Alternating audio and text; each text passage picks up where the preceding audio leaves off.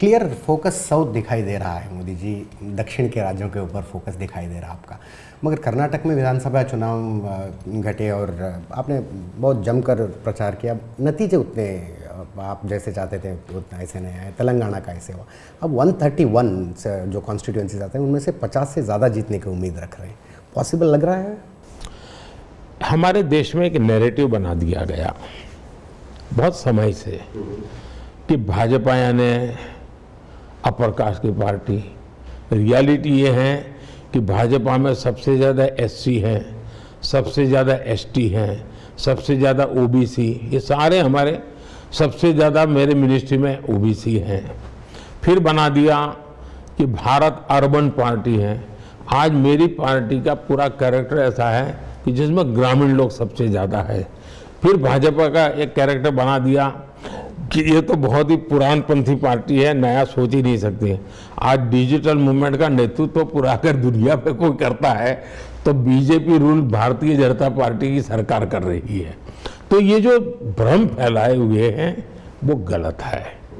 दूसरा, आप तेलंगाना देखिए, तेलंगाना में हमारा जो वोट शेयर था, आज हमारा वोट शेयर डबल हो चुका है।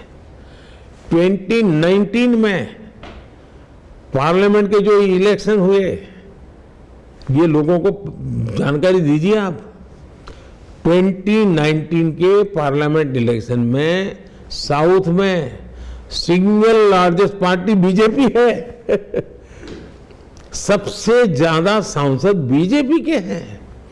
24 भी होगी और मैं मानता हूं ये पहले की तुलना में वोट शेयर तो बहुत बढ़ेगा, सीटें भी बहुत बढ़ेगी, ये मैं मानता हूं।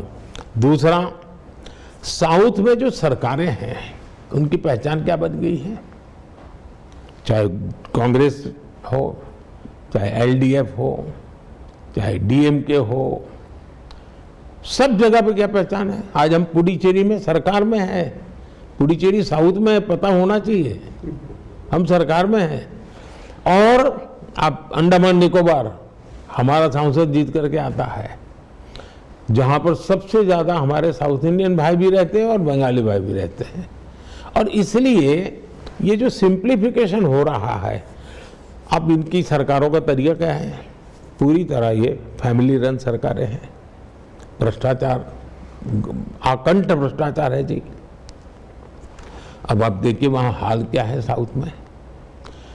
कांग्रेस के युवराज उत्तर से भाग करके दक्षिण में आश्रय लिया, उन्होंने वायनाड में निकल गए। इस बार उनकी हालत यह है कि वो इंतजार कर रहे हैं कि जैसे ही 26 तारीख को वायनाड का पोलिंग हो जाएगा, वे किसी और सीट की घोषणा उनके लिए होगी। वो दूसरी सीट की तलाश में है। ये पक्का लिख के रखिए मेरे शब्द। और मैंने एक बार घोषणा की थी पार्लियामेंट में कि उनके बड़े बड़े नेता अब लोकसभा लड़ने वाले नहीं है, वो राज्यसभा में जाएंगे। और मेरे कहने के 1 महीने के बाद उनके सबसे बड़े नेता को राज्यसभा से आना पड़ा, लोकसभा छोड़ देनी पड़ी।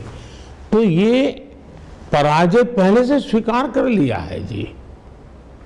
और इसलिए मैं इस बार पूरी तरह आश्वस्त हूं कि, और मैं जब ये राम मंदिर को लेकर के मेरा अनुष्ठान चल रहा था, और जब मैं साउथ में अनुष्ठान के समय गया तो मैं देखा कि वहाँ पर